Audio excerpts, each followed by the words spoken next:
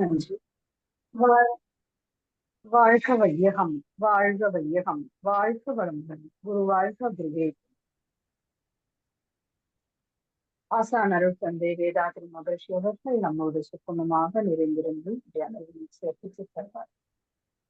உலக சமுதாய சேவா சங்கம், ஸ்கை, நார்வே, டென்மார்க் மனவளக்கலை மன்றங்கள் இணைய வழி ஊடாக நடத்தி வரும் கூட்டுத்தவத்தில் ஒவ்வொரு ஞாயிற்றுக்கிழமையும் அனுபவம் வாய்ந்த மூத்த பேராசிரியர்களின் சிறப்பு சிந்தனை இடம்பெற்று வருகிறது.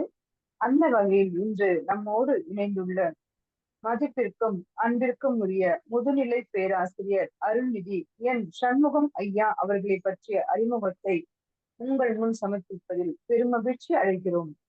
ஐயா அவர்கள் MA ஹிஸ்டரியும் நமது யோக படிப்பில் MA யோகா ஃபார் ஹியூமன் எக்ஸலன்ஸும் படித்துள்ளார்கள். ஓய்வு பெற்ற administrative officer, government Vellore medical காலேஜில் பணிபுரிந்துள்ளார்கள். மனவளக்கலை 1988 வருடம் மனவளக்கலை பயிற்சியில் தன்னை இணைத்துக் கொண்டு 1994 ஆண்டு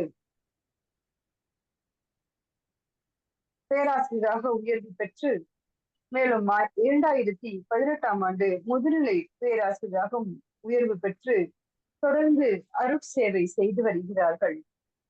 வேலூர் சங்கரன் பாளையம் மனவளக்கலை மன்ற அறக்கட்டளையோடு தன்னை இணைத்துக் கொண்டு தொடர்ந்து சேவை செய்து வருகிறார்கள். தற்போது அந்த அறக்கட்டளையில் ஹானரரி பிரசிடென்டாக அருட்சேவை செய்து வருகிறார்கள். இணைய வழி ஊடாகவும் சிறப்பான சிந்தனைகள் வழங்கி உலகம் முழுவதும் வேதாத்திரிய தத்துவங்களை கொண்டு சென்று வருகிறார்கள். இத்தனை சிறப்புமிக்க ஐயா அவர்கள் நம்மோடு இன்று இணைந்துள்ளார்கள். மனம் ஒன்றானால் எனும் சிந்தனை பொருளில் சிறப்பான சிந்தனை வழங்க உள்ளார்கள். இங்கு குழுமியிருக்கும் சான்றோர் பெருமக்கள் சார்பிலும் ஸ்கை, நார்வே, டென்மார்க் மனவளக்கலை மன்ற அறக்கட்டளை பொறுப்பாளர்கள் அனைவரின் சார்பிலும் ஐயா அவர்களை வாழ்த்தி வணங்கி வரவேற்கிறோம். வாழ்க வளமுடன் ஐயா. மிக்க நன்றிங்க ஐயா. வாழ்க வளமுடன். உங்களாம் ஐயா. வாழ்க வையகம், வாழ்க வையகம், வாழ்க வளமுடன். சிந்தனையை, உடல் நலத்தை சீரமைத்து உய்வித்த குருவே வாழ்க, வாழ்க வளமுடன். அருட்தந்தை அவர்களே நம்மிடையே சூக்குமமாக எழுந்தருளி இந்த நிகழ்வினை சீரிய முறையிலே நடத்தி தருவார்களாக. அன்பிற்கினிய நார்வே மற்றும் டென்மார்க் ஸ்கை மன்ற உறுப்பினர்கள் அனைவரையும் வாழ்த்தி வாழ்க வளமுடன் என்ற வாழ்த்துதலோடு இன்றைய தலைப்பான மனம் ஒன்றானால் என்ற சிந்தனையை மேற்கொள்கிறேன். மனம் என்பதை பற்றி மிக தெளிவாக, மனம் என்பதை பற்றி மிக குழப்பமான சிந்தனைகள் வெகுவாக இருந்தாலும் அருட்தந்தை அவர்கள் மனம் என்பதை பற்றி ஒரு தெளிவான சிந்தனையை நமக்கெல்லாம் கொடுத்திருக்கின்றார்கள். அதனால் நாம் எல்லோருமே மனம் என்பதை பற்றி சரியாக உணர்ந்து கொண்டிருக்கிறோம். மனதினுடைய பெருமை எதுவோ அதுதான் மனிதனுடைய பெருமை என்றும், மனம் எவ்வளவு உயர்ந்து நிற்கிறதோ அந்த அளவில் தான் மனித உயர்வும் இருக்கும் என்பதையும் நாம் புரிந்து கொண்டோம். இப்ப மனம்தான் பிரதானம். இந்த வாழ்க்கையில, மனித வாழ்க்கையில மனம்தான் மிகவும் பிரதானமானது. ஏன் அப்படி சொல்லுகிறோம் என்று சொன்னால், மனம் என்பது எது, பரிணாமத்திலே எந்த நிலையில் அது வந்திருக்கிறது என்பதை உணர்ந்து கொண்டால் நமக்கு அதனுடைய மதிப்பு நன்றாக தெரியும். ஒரு விதை இருக்கிறது, அந்த விதை செடியாகி மரமாகி பூத்து காய்த்து கனிகிறது. கனியிலிருந்து விதை மீண்டும் உருவாகின்றது. அங்கே பரிணாமம் முடிந்து மீண்டும் தொடங்க ஆரம்பித்து விடுகின்றது. அப்ப கனி முடிவாக முற்றாக வந்து நிற்கிறது. அதன் பிறகு மீண்டும் விதையாகி அது பரிணாமத்தை தொடர்கின்றது இல்லையா? அதே போல இந்த இறைநிலை என்பது சுத்த வெளி, சூன்யமாக இருந்து தொடங்கியது. அப்படி சூன்யமாக இருந்து தொடங்கி அணுக்களாகி பஞ்சபூதங்களாகி ஜீவ இனங்களாகி அதில் முடிவாக மனிதனாக வந்து 6வது அறிவை கட்டிக்கொள்கிறது. மனம் என்ற பெயரில் யூக அறிவு என்கின்ற 6வது அறிவை கட்டிக்கொள்கின்றது. இப்போ இந்த மனம் இதுதான் கனி போன்ற நிலை. எப்படி மரத்திலே கனி உருவாகின்றதோ அதுபோல மனம் என்பதால் முற்று பெறுவதற்கு வேண்டிய முந்திய நிலை. இப்ப இந்த மனதை கொண்டு மீண்டும் அந்த மெய்ப்பொருளோடு இணைந்து விடுகிறோம், மெய்ப்பொருளாகி விடுகிறோம். அப்போ அதற்கு எந்த ஒரு கருவி, எது ஒரு சாதனம் நமக்கு வழி செய்கிறது என்று சொன்னால் அதுதான் மனம் என்று சொல்லக்கூடியது. அப்படிப்பட்ட ஒரு உயர்ந்த தன்மை வாய்ந்த mind is a mysterious and marvellous instrument என்று சாமிஜி சொல்லுவாங்க. மிஸ்ட்ரி என்று சொன்னால் முழுவதுமாக உணர்ந்து கொள்ள முடியாத ஒரு விஷயம், மூடு மந்திரம். அப்படி உணர்ந்து கொள்ள முடியாத, முழுமையாக யாரும் உணர்ந்து கொள்ளாத ஒன்று. மனித மனத்தை பற்றி யாருமே அறிந்து கொள்ளவில்லை என்றே மகிழ்ச்சி பாடுவார். மனமில்லாத மனிதனும் இல்லை, மனம் அறிந்த மனிதனும் இல்லை என்று சொல்வார். மனம் என்பது அவ்வளவு மூடு மந்திரம் போன்ற ரகசியங்களை உள்ளடக்கியது. சுருக்கமாக சொன்னால் இந்த பிரபஞ்சம் தோன்றி உருவாகி இயங்கிக் கொண்டிருக்கக்கூடிய அத்தனை ரகசியங்களையும் உள்ளடக்கியதுதான் மனம் என்று சொல்லுவார். உலக, அதாவது பிரபஞ்ச ரகசியங்கள் அனைத்திற்கும் ஈதே பெட்டி என்று சொல்வார். அப்போ இவ்வளவு ரகசியங்களை உள்ளடக்கி கொண்டிருக்கக்கூடிய அற்புதமான சக்தி வாய்ந்த மனம் என்பதுதான் பரிணாமத்திலே மெய்ப்பொருளே மனமாக வந்திருக்கின்றது.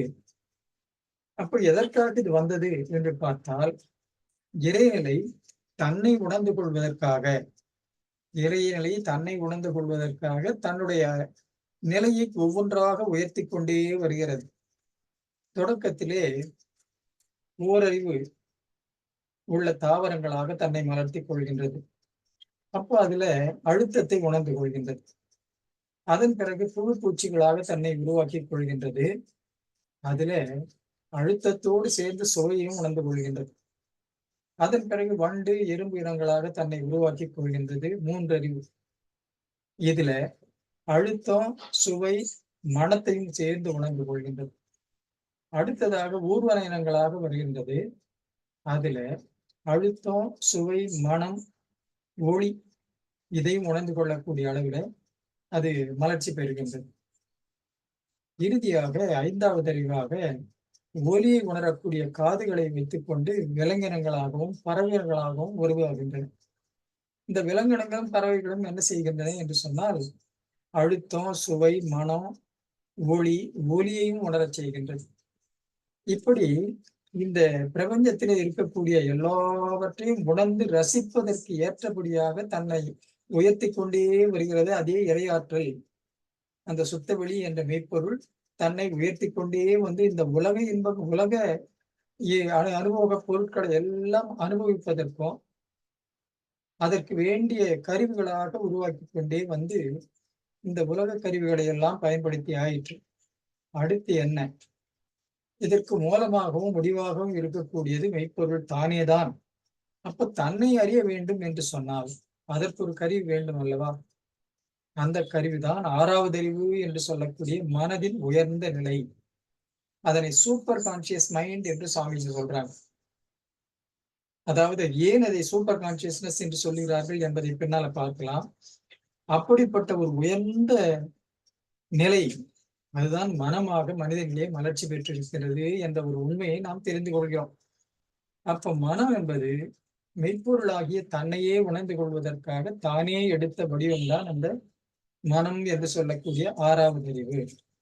அந்த மனம் எப்பொழுது தன்னை உணர்ந்து கொள்கிறது என்று சொன்னால், மனம் மெய்ப்பொருளாவதற்கு வேண்டிய ஒரு தகுதியை பெற்ற பிறகுதான். அந்த தகுதி என்ன என்று சொன்னால், இந்த புலன்களிலேயே சிக்கி ஐந்தறிவிலேயே மயங்கி அது இருக்கின்ற வரைக்கும் அந்த நிலையை அடைய முடியாது. சாமிஜி சொல்லுவாங்க, அறிவு ஆறாம் நிலை எய்திய பின்னர் அது முழுமை பெற்று தன்னை அறியும் மட்டும் அறிவிற்கு அமைதி கிட்டா. எப்படி சொல்றாங்க பாருங்க. ஆறாம் நிலையை எய்தி விட்டது, அது தன்னை அறியும் வரைக்கும் அதற்கு அறிவிற்கு முழுமை கிட்டா. அவ்வப்போது அது தேவை, பழக்கம், சூழ்நிலைகளுக்கு ஒப்ப அறிவேதான் காம முதல் அருகுணங்கள் ஆகி விளைவாய் இன்பத் துன்பம் துய்த்து அறிவு தன் மூல நிலை நோக்கி நிற்கும். அதன் பின்பே படிப்படியாய் முழுமை எய்தும் என்று சொல்கிறார். இப்போ இந்த நிலையை அது அடைந்தே ஆக வேண்டும் என்பதற்காகவே இந்த அறிவு ஆறாவது அறிவாகிய மனமாக மலர்ந்திருக்கிறது என்ற உண்மையை நாம் முதல்ல தெளிவா புரிஞ்சுக்கணும். நோக்கமே அதுதான். இந்த மனம் என்ற ஒன்றை நமக்கு எதற்காக கொடுத்தது என்று சொன்னால் தன்னையே உணர்ந்து கொள்வதற்காக. அப்படி ஆறாவது அறிவு ஆன பிறகு தன்னை உணர முடியாமல் அது திகைப்பதற்கு என்ன காரணம் என்று சொன்னால் இந்த புலன்களில் சிக்கி இருக்கிறது. புலன்களிலேயே இருக்கக்கூடிய இன்பத்தை, புலன் அனுபவத்தை அது உண்மை என்று நம்பி அதிலேயே மயங்கி நிற்கின்றது. புலனைந்தின் துணை கொண்டு பூவுலகை அனுபவித்து புலன் தொடர்பற்று ஆராயும் அறிவே ஆறாம் அறிவு. அப்போ புலன் தொடர்பற்று போகணுமா இல்லையா? அப்போ புலன் தொடர்பற்று போகணும் அப்படின்னு சொன்னா இந்த 5 உணர்ச்சிகள், அதை ஐயுணர்வு என்று சொல்லுகிறோமே, அழுத்தம், ஒலி, ஒளி, சுவை, மனம், இந்த 5 வழியாகவே மனம் இயங்கிக் கொண்டிருந்தால் புலனை எவ்வாறு கடக்க முடியும்? அது கடக்காத வரைக்கும் மெய்யுணர்வு என்பது கிட்டாது. அதனாலதான் சாமிஜி என்ன சொல்லிட்டாங்க, 5 புலன்கள் மூலமாக உயிராற்றல் இயங்கிக் கொண்டிருக்கிற வரைக்கும் அதற்கு அனுபவம் என்பது, மெய்யுணர்வு என்பது வரவே வராது என்று சொன்னார். சத்து, சித்து, அனந்தம் 3மாகி சர்வ வியாபகமாய் உள்ள அத்துவித ஆதிபராசக்தி தன்னை ஐயுணர்வால் அறிந்து கொள்ள வழியே இல்லை என்று தீர்மானமா சொல்லிட்டாங்க. அப்ப 5 உணர்ச்சிகளால இந்த 5 உணர்வை கொண்டு இறைநிலையை, மெய்ப்பொருளை நம்மால உணர முடியாது. அப்போ இதை கடந்து செல்ல வேண்டும். இந்த ஐயுணர்விலிருந்து விடுபட வேண்டும் மனம். அதற்கு இயற்கை எவ்வளவு அற்புதமான ஒரு ஏற்பாட்டை செய்திருக்கிறது பாருங்க. இந்த மனம் என்பது புலன்களிலிருந்து விடுபட்டு இயங்கக்கூடிய வல்லமை கொண்டதாக இருக்கின்றது. புலன் தொடர்போடுமே இயங்குவோம். ஆனா நாம் அதற்கு மாயையில நாம மயங்கி அதிலேயே இயங்கிக் கொண்டிருக்கிறோம். ஆனா உண்மையில புலன் தொடர்பற்று இயங்கக்கூடிய ஒரு தன்மையை இயற்கை நம்முடைய மனதிற்கு கொடுத்திருக்கின்றது. அதுதான் யூக அறிவு என்று சொல்லக்கூடியது. இப்போ ஒன்றை தொட்டு பார்த்து அல்லது புலன்களால் உணர்ந்துதான் நாம தெரிந்து கொள்ள வேண்டும் என்ற நிலை இல்லாமல் யூகத்தால் உணர்ந்து கொள்ளக்கூடிய வல்லமை நமக்கு இருக்கின்றது. ஒருவர் படும் துன்பத்தை நம்மால் யூகிக்க முடியும். ஒருவருடைய மகிழ்ச்சியை யூகிக்க முடியும். ஒரு பொருள் எவ்வாறு இருக்கும் என்பதை நம்முடைய அனுபவத்தை கொண்டு யூகித்து அறிய முடியும். அந்த அனுபவம் நேரடியாக பெற்றால்தான் அந்த அனுபவம் விலங்குகளுக்கெல்லாம் வரும். அதற்கு யூக அறிவு கிடையாது. ஆனால் மனிதனுக்கு யூக அறிவு என்று ஒன்று இருப்பதனால எல்லாவற்றையும் யூகித்து தெரிந்து கொள்ளக்கூடிய வல்லமையை இந்த 6வது அறிவு பெற்றிருக்கின்றது. அதனால 6வது அறிவு என்று சொன்ன உடனேயே வெறும் ரேஷனாலிட்டி, பகுத்தறியக்கூடிய அறிவு என்று மட்டும் சுருக்கி பொருள் கொள்ளக்கூடாது. யூக அறிவு, அனுமானம், அப்படிப்பட்ட அறிவுதான் மனமாக, 6வது அறிவுதான் மனமாக வளர்ச்சி பெற்றிருக்கின்றது. மற்ற ஜீவராசிகள்ல ஓரறிவு, 2 அறிவு, 3 அறிவு, 4 அறிவு, 5 அறிவு என்று சொல்லக்கூடிய அறிவு எல்லாம் எல்லை கட்டியது, உடலோடு தொடர்புடையது. அந்த உடல் தொடர்பு இல்லாமல் அதனால இயங்கவே முடியாது. ஆனால் நம்முடைய 6வது அறிவு, மனிதனிலே இருக்கக்கூடிய 6வது அறிவுக்கு மட்டுமே புலன் தொடர்பு இல்லாமல் இயங்கக்கூடிய ஒரு சக்தி, வல்லமை என்பதை இயற்கை நமக்கு கொடுத்திருக்கின்றது. நினைத்த மாத்திரத்தில் நம்மால, இப்பொழுது நான் என்னுடைய மனம் உங்களோடு நார்வேயிலே இணைந்திருக்கிறது. எவ்வளவு தொலைவு புறப்பட்டு வர முடியும் என்றால் எத்தனை காலம் ஆகும். ஆனால் நினைத்த மாத்திரத்தில் உங்களோடு என்னால் இணைந்து கொள்ள முடிகிறது. நீங்கள் இந்தியாவிலே என்னோடு இணைந்து கொண்டிருக்கின்றீர்கள். இப்படி நினைத்த மாத்திரத்தில் எவ்வளவு தொலைவில் இருந்தாலும் அந்த தொலைவையெல்லாம் கடந்து செல்லக்கூடிய சக்தி வாய்ந்த மனம்தான் இந்த 6வது அறிவு. இப்படி வியாபகம் என்றும் விரியும் தன்மை உள்ள மனதை எதற்காக இயற்கை நமக்கு கொடுத்திருக்க வேண்டும்? இங்கேதான் நம்ம சிந்தனை இதுவரைக்கும் செல்லவில்லை. அருட்தந்தை அவர்கள் அதனை திறந்து விட்டார்கள். 6வது அறிவின் மூலமாக புலனை கடந்து செல்வதற்கு ஏற்ற வாய்ப்பு நம்மால கடக்க முடியாது. இயற்கை இந்த வாய்ப்பை நமக்கு, இந்த ஏற்பாட்டை செய்யவில்லை என்று சொன்னால் விலங்குகளைப் போல புலன்களிலேயே கட்டுண்டு. அதாவது விலங்குகளுக்கு நமக்கும் என்ன வித்தியாசம் என்று சொன்னால், அந்த புலன் உணர்வு உணர்த்தினால்தான் அந்த விலங்கு அந்த வேலையை செய்யும். ஆனால் நாம யூகித்தே அந்த வேலையை செய்வோம். இப்ப எப்படின்னு சொன்னா, மதியம் நமக்கு சாப்பாடு வேண்டும், மதியம் நமக்கு பசி எடுக்கும் என்பதனால காலையிலிருந்தே அதற்கான ஏற்பாட்டை செய்கிறோமா இல்லையா? எந்த விலங்காவது மதிய உணவுக்காக காலையிலிருந்து ஏற்பாடு செய்கிறதா பாருங்க? செய்யாது. அதற்கு பசி எடுத்த உடனே தான் தேடி போக வேண்டும் என்று எத்தனை காலமாக அது உண்டாலும், பசி எடுத்து சாப்பிட்டாலும், மதியம் பசிக்குமே நாம் அதை போய் எடுத்து உண்ண வேண்டுமே, அதனால் சேர்த்து வைத்துக் கொள்ளலாம் என்று அதற்கு தோன்றவே தோன்றாது. பசி உணர்வு ஏற்படும் போது மட்டும்தான் அந்த உணர்வு அதற்கு தெரியும். அதுபோல ஒவ்வொரு உணர்வையும் புலன் அதற்கு உணர்த்த வேண்டும். உணர்த்தினால்தான் அந்த உணர்வை அது தீர்த்துக் கொள்வதற்காக முயற்சி செய்யும். ஆனால் மனிதனுக்கு உணர்வு தேவையில்லை. அந்த உணர்வு வராத முன்பே இந்த உணர்வு ஏற்படும் என்று தெரிந்து யூகித்து அதனை முன்னதாக முடித்துக் கொள்ளக்கூடிய திறமை மனிதனுக்கு இருக்கின்றது. இதுதான் யூக அறிவு என்று சொல்லக்கூடியது. விலங்குகளுக்கும் மனிதனுக்கும் இருக்கக்கூடிய ஒரு வேற்றுமை. இந்த யூக அறிவுதான் மனிதனை மெய்ப்பொருளோடு இணைப்பதற்காக உருவாக்கப்பட்ட ஒரு அளப்பரிய ஆற்றல். இதை யார் நாம் உருவாக்கி கொண்டோமா, நம்முடைய முயற்சியில் நாம் விளைவித்துக் கொண்டோமா என்றால் இல்லவே இல்லை. இப்படி ஒரு வசதி, இப்படி ஒரு சௌகரியம், இப்படி ஒரு ஏற்பாடு நம்மிடம் இருப்பது என்பதே நமக்கு மகரிஷிடம் வந்த பிறகுதானே தெரியும். அதற்கு முன்பு கூட நம்மால நினைத்த மாத்திரத்தில் உடலை விட்டு மனதை வெளியில் அனுப்பி கொண்டுதான் இருந்தோம். ஒரு விஷயத்திலே தீவிரமாக சிந்தித்துக் கொண்டிருந்தோம் என்று சொன்னா நம்மால இங்கு இருக்கிற இருப்பு மறந்து போகும். எந்த இடத்தில் இருக்கிறோம், இருக்கிற சூழல் மறந்து போய் எதை நினைத்துக் கொண்டிருந்தோமோ அந்த சூழலுக்கு மனம் போய்விடும் இல்லையா? அது போல நாம பழகி இருக்கிறோம். ஆனால் உண்மையிலே இப்படிப்பட்ட ஒரு வியாபகம் மனதுக்கு அமைந்திருக்கக்கூடிய உண்மையை நாம் உணரவில்லை. அதனுடைய பெருமையை நாம் புரிந்து கொள்ளவில்லை. மகரிஷி சொன்ன பிறகுதான் தெரிந்தது, இந்த வியாபகம் என்பது நினைத்த மாத்திரத்தில் இருக்கிற இடத்தை விட்டு வெளியில் போவது என்பது வேடிக்கைக்காக இல்லை, அது மெய்ப்பொருளை உணர்வதற்காக நமக்கு ஏற்பட்ட ஒரு ஏற்பாடு, நமக்கு இயற்கை தந்த ஒரு பெரிய வரம் என்பதை நாம புரிந்து கொள்கிறோம். இப்போ நமக்கு ஐயுணர்வு என்பது அழுத்தம், ஒலி, ஒளி, சுவை, மனம் என்று சொல்லக்கூடிய ஐயுணர்வு. இந்த ஐயுணர்வின் வழியாகவே மனம் இயங்கி இயங்கி விலங்குகளைப் போலவே மனமும் ஐயுணர்வில் மயங்கி செயல்பட்டு கொண்டிருக்கிறது. அப்ப இதிலிருந்து விடுபட வேண்டும் என்று சொன்னால் அதற்கு மெய்யுணர்வு தேவை.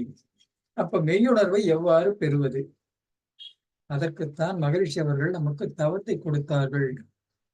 இந்த தவத்தில் மனம் ஒடுங்கி ஒடுங்கி ஒடுங்கி ஒடுங்கி செல்ல செல்ல என்ன ஆகிறது? அந்த உணர்வற்ற நிலையை நாம் அடைந்து விடுகிறோம். அப்போ மெய்ப்பொருளோடு இணைவதுதான் மெய்யுணர்வு. மெய்யுணர்வு என்று சொன்னால் உணர்வே இல்லாத. அப்ப அந்த ஐயுணர்வு அழுத்தம், ஒலி, ஒளி, சுவை, மனம் என்று சொல்லுகிறோம். மெய்யுணர்வு என்பது எப்படி இருக்கும்? அழுத்தமாக இருக்குமா, சுவையாக இருக்குமா, மனமாக இருக்குமா, ஓசையாக இருக்குமா, காட்சியாக, ஒளியாக இருக்குமா என்றெல்லாம் சிந்தித்தால் எந்த ஒரு உணர்வும் இல்லை என்று சொன்னால் அதுதான் மெய்யுணர்வு. உணர்வற்ற நிலை. அதைத்தான் மகரிஷி அவர்கள் சூப்பர் கான்சியஸ் மைண்ட் என்று சொல்லுகிறார். அதாவது அன்கான்சியஸ்னஸ் என்பது மயக்கம், என்ன நடக்குதுன்னே தெரியாது, மயங்கி கிடப்போம். உணர்வற்ற நிலைதான் அதுவும். ஆனால் சூப்பர் கான்சியஸ்னஸ் என்பது உணர்வு என்பது லேசாக இருக்கும், ஆனால் எதையுமே உணர முடியாமல் நிற்கும். என்னது என்பதை உணர முடியாமல் மனம் திகைத்து நிற்கின்ற போது அதுதான் சூப்பர் கான்சியஸ் மைண்ட் என்று சொல்லக்கூடிய உணர்வற்ற நிலை. அந்த நிலையை நாம் அடைகின்ற பொழுது மெய்ப்பொருளோடு இணைந்து விடுகிறோம். ஏனென்றால் மெய்ப்பொருளுக்கு அசைவும் கிடையாது, உருவமும் கிடையாது, குணமும் கிடையாது. இப்படி ஏதுமற்ற ஒன்றுதான் அந்த மெய்ப்பொருளாக இருக்கின்றது. அப்ப அதிலே ஒன்றானால், மனம் ஒன்றானால் என்று சொன்னால், மனம் ஒன்றினால், மனம் எதனோடு ஒன்றுகிறதோ அதுவாக மாறும் தன்மையுடையது. இப்போ நீங்க ஒரு துக்க நிகழ்ச்சிக்கு போறீங்க. அந்த துக்க நிகழ்ச்சியில அவர்கள் என்ன சொல்வார்கள்? அது எப்படி நிகழ்ந்தது என்பதை ஒவ்வொருவருடன் விளக்கி விளக்கி சொல்வார்கள். நாம போய் நின்ன உடனே என்னங்க ஆச்சு, எப்படிங்க அப்படின்னு கேட்போம். உடனே அவங்க என்ன சொல்லுவாங்க? எப்படி நடந்தது என்று விஸ்தாரமாக அதை சொல்லும் பொழுது அவர்களுக்கு ஏற்படுகின்ற துக்கம் நம்மை தொற்றிக் கொள்ளும். நமக்கும் ஒரு நெஞ்சு அடைக்கும். இதயம் கனத்து போகும், நெஞ்சு அடைக்கும். என்ன காரணம்? மனம் அவர்கள் சொன்னதை முழுமையாக உள்வாங்கி அதனோடு பொருந்தி கேட்டது பாருங்க, அதனோடு ஒன்றானது பாருங்க. அப்ப அந்த தன்மையை நாமும் பெற்று விட்டோம். எதுவாக இருந்தாலும் ஒரு சிறு குழந்தை விளையாடி கொண்டிருக்கிறது, நாமும் அதனோடு சேர்ந்து விளையாடுகிறோம். அது உற்சாகமாக விளையாடும் பொழுது அந்த உற்சாகம் நம்மை தொற்றிக்கொள்ளும். இப்படி மனம் சேர்ந்ததின் வண்ணம் என்று சொல்லுவார்கள். மனம் எதனோடு இணைகின்றதோ அந்த தன்மையை வெகு சீக்கிரமாக பெற்றுவிடும். இதுதான் மனதுக்கும் புலன்களுக்கும் இருக்கக்கூடிய வேறுபாடு. புலன்கள் எந்த அனுபவத்தோடு தொடர்ந்து பின்பற்றினாலும் அந்த அனுபவத்தை அனுபவமாக பழக்கமாக மாற்றிக்கொள்வதற்கு சிறிது காலம் பிடிக்கும். ஆனால் மனம் வெகு சீக்கிரத்தில் அதை பழக்கமாக்கி கொண்டு விடும். இதை எப்படி நீங்க புரிஞ்சுக்கணும் அப்படின்னு சொன்னா, ஒரு பாட்டு உங்களுக்கு ரொம்ப மனசுக்கு பிடிச்சு போச்சுன்னு வச்சுக்கீங்க. ஒரு 4 தடவை கேட்டீங்கன்னு சொன்னா மனசுக்கு அது பிடிச்சு போயிடும். மனம் அதை பிடித்து வைத்துக் கொள்ளும். நீங்க மனசால பாடினீங்கன்னா அதே இசையில், அதே ஏற்றத்தாழ்வோட, அதே சுருதியில உங்களால பாட முடியும். மனதால் பாடினா, ஓ நமக்கு நல்லா பாட வருதுங்க இந்த பாட்டு அப்படின்னு சொல்லி நினைச்சு வாயை திறந்து பாடினீங்கன்னா கிழக்கும் மேற்குமா இருக்கும். அதே பாட்டு தான் மனசால பாடும்போது அதே மாதிரி நம்மால பாட முடியுது, வாயால பாடும்போது ஏன் பாட முடியல அப்படின்னு சொன்னா, புலன்கள் எதையுமே தாமதமாகத்தான் ஏற்றுக்கொள்ளும். ரொம்ப சீக்கிரமா அதுக்கு அகாமடேட் ஆகாது. ஆனால் மனம் உடனடியாக ஏற்றுக்கொள்ளும். இந்த இயல்பு இருக்கிறதுனாலதான் மனம் எதனோடு இணைந்தாலும் உடனடியாக அந்த தன்மையை தனக்குள் வாங்கிக் கொள்கிறது, அதுவாக மாறி விடுகின்றது. இதுவும் இயற்கை நமக்கு கொடுத்த ஒரு அரிய பொக்கிஷம் தாங்க. மெய்ப்பொருளோடு இணையும் போது நீங்க இணைந்து இணைந்து இணைந்து 6 மாசம் ஆகணும், 1 வருஷம் ஆகணும், 6 வருஷம் ஆகணும்னா மெய்ப்பொருளாவது எப்படி? இணைந்த உடனேயே அதுவாக மாறக்கூடிய ஒரு தன்மை இருந்தால்தான் மெய்ப்பொருளோடு இணைந்தாலும் அது மெய்ப்பொருளாக மாற முடியும் என்பதற்காகவே இந்த ஏற்பாட்டை இயற்கை நமக்கு கொடுத்திருக்கிறது என்ற ஒரு பேருண்மை உணரும் பொழுது மனதுக்கு எவ்வளவு மகிழ்ச்சியாக இருக்கு பாருங்க. அப்போ மனமானது இணைகின்ற பொருளின் தன்மையை பெற்று விடுகின்றது. மெய்ப்பொருளோடு இணையும் போது மெய்ப்பொருளாகவே மாறுகின்றது. அப்படி மெய்ப்பொருளாக மாறிய ஒரு நிலையை மகிழ்ச்சி பாடுறாங்க. மனம் மாய என்பார்கள் மனநிலை மாற்றத்தை. மனம் மாய்வதே இல்லை. மனம் மெய்ப்பொருளாக, அதாவது மனம் சாகணும்னு சொல்லுவாங்க சில குருமார்கள் சொல்லும் பொழுது. மனம் இறக்க வேண்டும் அப்படின்னா எண்ணங்கள் இருக்கக்கூடாது என்பதற்காக அவங்க சொல்லுவாங்க. அத சுவாமிஜி சொல்றாங்க, மனம் மாய, மனம் இறக்கணும்னு சொல்லுவாங்க. ஆனா மனநிலை மாற்றம் தான் அது. அதாவது மனமானது என்ன செய்கிறது? புறத்தின், அதாவது புலன்கள் வழியாக புறத்தே ஓடிக்கொண்டிருக்கக்கூடிய நிலையை மாற்றி அகத்தே உள்ளொடுங்குகிறது. இதுதான் மனநிலை மாற்றம் என்பது. இதைத்தான் மனம் மாய்வது என்று சொல்லுகிறோம் என்று சாமிஜி சொல்லிட்டு, மனம் மாய்வதே கிடையாது, மனம் என்பது இறப்பதே கிடையாது, எப்போ இயங்கிட்டுதான் இருக்கும். மனம் மெய்ப்பொருளாகி மனம் அறிவாக மறுபிறப்பெய்திடும். மனம் அறிவாகத்தான் மாறுமே தவிர மனம் இறப்பதில்லை என்று சொல்கிறார். அப்ப பாருங்க, மனம் முடிவானதாக மெய்ப்பொருளோடு இணைவதற்காக உருவான ஒரு கருவி என்று பார்த்தோம். அது இறப்பது கிடையாது. அது என்ன செய்கிறது? அறிவாக மாறிவிடுகின்றது. சுத்த வெளியாக மெய்ப்பொருளாக மாறிவிடுகின்றது. எப்படி? நான் முதல்ல சொன்ன பாருங்க உதாரணம், விதையை எப்படி செடியாகி மரமாகி பூத்து காய்த்து கனிந்து மீண்டும் விதையாகிறதோ அது போல மெய்ப்பொருள் பஞ்சபூதங்களாகி உயிரினங்களாகி மனிதனாகி 6வது அறிவுள்ள மனமாக மாறி மனம் மீண்டும் அறிவாகி விடுகின்றது. அப்போ மனம் அறிவான பின் மரணமில்லா நிலை. ஏன்னா அறிவுக்கு, மெய்ப்பொருளுக்கு, இறைநிலைக்கு மரணம் என்பது ஏது? அப்போ அது அறிவான உடனே மீண்டும் அது பரிணாமத்தை தொடங்குகிறது. விண்ணாகி தோற்றப் பொருட்களாகி ஜீவனங்களாக உருமாற்றம் பெற்று வருகிறதா இல்லையா? அப்போ மனம் என்பது எங்கே இறக்கிறது? மனதிற்கு அழிவே இல்லை என்றுதான் அருட்தந்தை அவர்கள் சொல்கின்றார்கள். இந்த இடத்தில் ஒரு சிறு குழப்பம் வரும். அறிவு என்றும் மனம் என்றும் இரண்டையும் சொல்லுகிறோமே, அது என்ன என்று சொன்னால், அறிவு என்று சொன்னால் மெய்ப்பொருள் அடக்கமாக இருக்கக்கூடியது. அந்த அறிவே நம்மிடமும் அடக்கமாக இருந்தாலும் அதில் நிறைய எண்ணங்கள் இருக்கின்றன. எழுச்சி பெறாமல் இருக்கும்போது அந்த அறிவை மனம் என்று சொல்லுகிறோம். அறிவேதான் மனம். அது அடங்கி இருக்கும்போது அறிவு, இயங்கும் போது மனம். அறிவிலே எல்லா எண்ணங்களும் இருக்கின்றன. இப்போ இது மகிழ்ச்சி கருத்தை பேசுறோம். இது எங்க இருந்தது? பேசாத முன்பு வரைக்கும் எங்க இருந்தது? அறிவிலே அடக்கமாக இருந்தது. அதனாலதான் சுவாமிஜி சொல்லுவாங்க, எல்லா இந்த உலகங்கள் எல்லாம் உருவாவதற்கு முன்பு எப்படி அரூபமாக இருந்ததோ அதே போல இந்த சொற்களும் அடக்கமாக அமைதியில் மௌனத்தில் இருக்கின்றன. நாம தெரிந்து கொண்ட சொற்கள் எல்லாமே நமக்கு அடக்கமாக அறிவிலே இருக்கின்றது. தேவையான போது அது எழுச்சி பெறுகின்றது. அப்போ மனம் என்பது இறப்பது கிடையாது, அறிவாக மாற்றம் பெறுகிறது. மனம் ஒன்றானால் என்று சொன்னால், மனம் அறிவோடு ஒன்றினால் அந்த ஒன்றாக ஆகும் பொழுது அது மெய்ப்பொருளாகவே மாறிவிடுகின்றது.